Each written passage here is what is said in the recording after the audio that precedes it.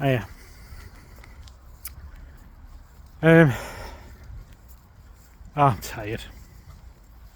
I'm tired. I'm not having a good few days, if I'm being completely honest with you. And it is kind of taking it out of me. I just feel down, grumpy, weather's shit. The nearer I get to Charlotte's birthday, the more difficult it gets. The other morning I had a bit of a breakdown, if I'm being honest with you. You know, for all my positive words of, live in the now and all this kind of stuff, I'm still as susceptible as anybody else, really. You know, I think I'm doing alright. The other morning I got up, sorted all the kids out, and I just felt sad. And all it took was, I just looked at, so we got this digital picture frame type thing. It's just one picture of Jenny. And I just couldn't.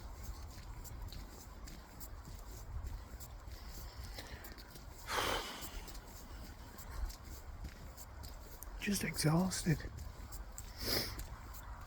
I just looked at it and just thought, I cannot believe you're not here.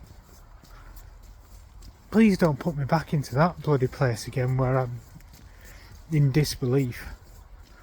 But it was just, I just looked at her and thought, how are you not here?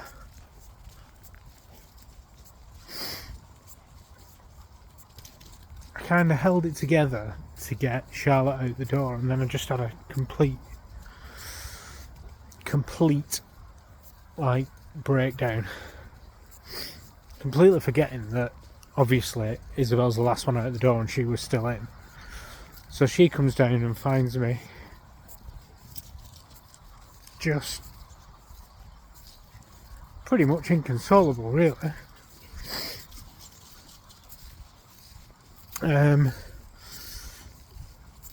I don't mind showing emotion around the kids. You know, people say you should do that. So,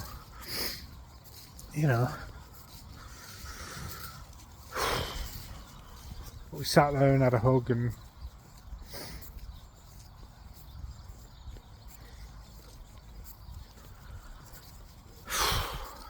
I don't know, just over the last few days it's really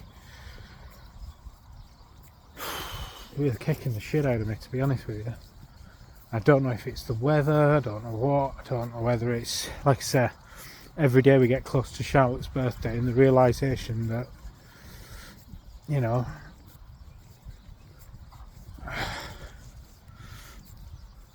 Jen used to make a big thing of Charlotte's birthday because she's the youngest, obviously.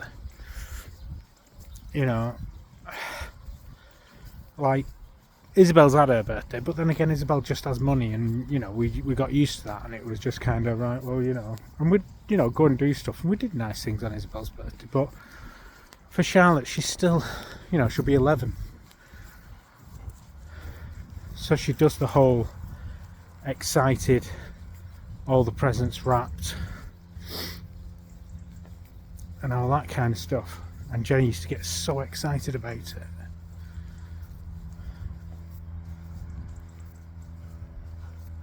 And we won't have that. I just sat there and just thought, how are you not here? How are you not going to be here for Charlotte's birthday? This doesn't,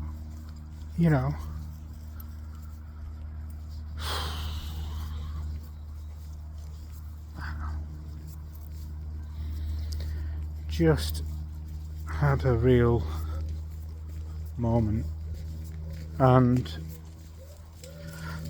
I don't think I've properly kind of recovered from that.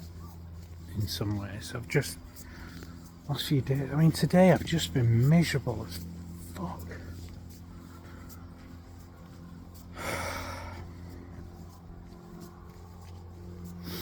Yeah, I took the kids out for lunch. I thought, right, just get out of the house, just go and do something, get out. But it's not really. I didn't do anything. Everybody seems to have disappeared as well. Like, I don't know. Not heard anything off either side of the family, to be honest with you.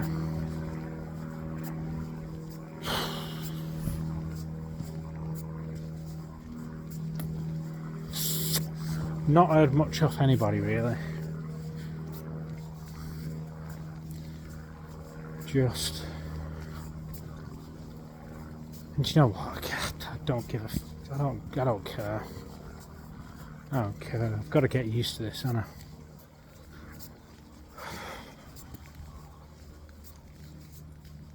But there you are.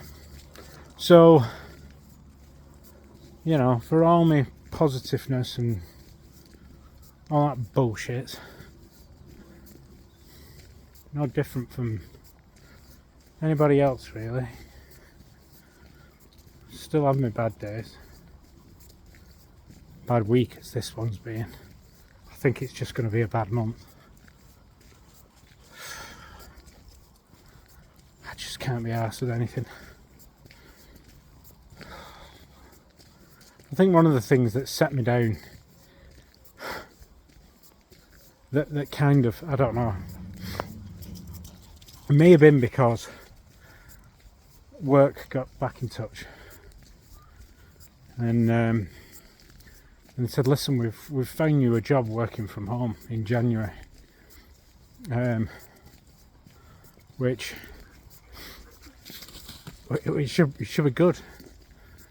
You know, but they said, oh, you know, but there's a possibility that you need to spend a couple of days down in Portsmouth once a month.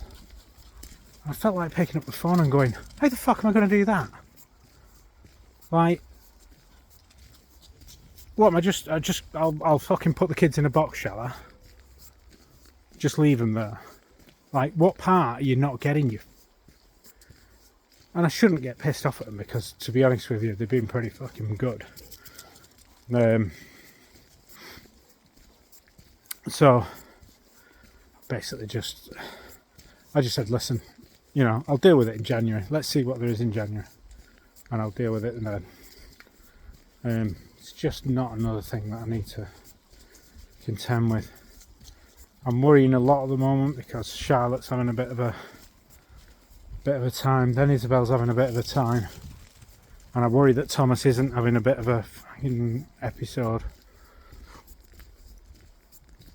And I'm emotionally exhausted. I just feel like I don't have any more left in the tank.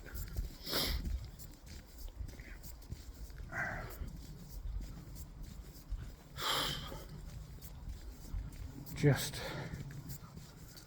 want to give up.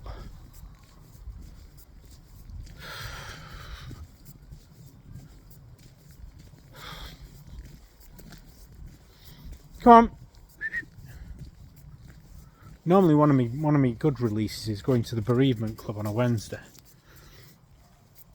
But I went on Wednesday, and because it's full of old people, somehow some Age UK fucking woman came in and started giving us a lecture on how to pick yourself up when you have a trip and fall in the house. And I'm there like, I think I'll be alright. But of course this went on for the whole thing. So normally the benefit I get from that is interacting with the other people there and chatting with the other guys there. There's, two guys, Keith and Carl, who are, Carl I'd say is in his 50s, Keith in his 60s. But I enjoy talking to them. I enjoy just talking to other people who just get it. I didn't get to do it. I had to fucking sit there and listen to some woman harp on about pulling an emergency cord. So I came away from that. That's normally my midweek pickup. didn't really pick me up. I'm being really selfish. Really selfish. You know. Anyway.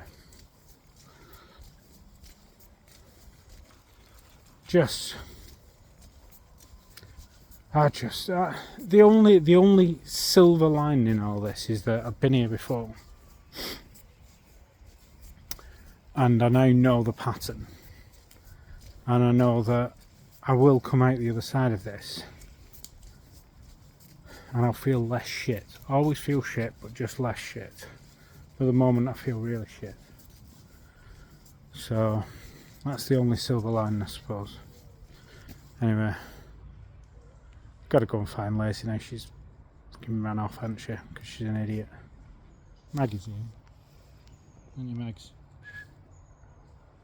See, she stays by my side. Lacey runs off. She gets worried and sits there.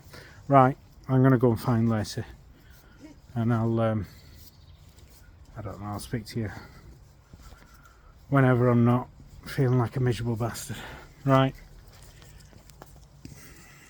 See you later. Bye.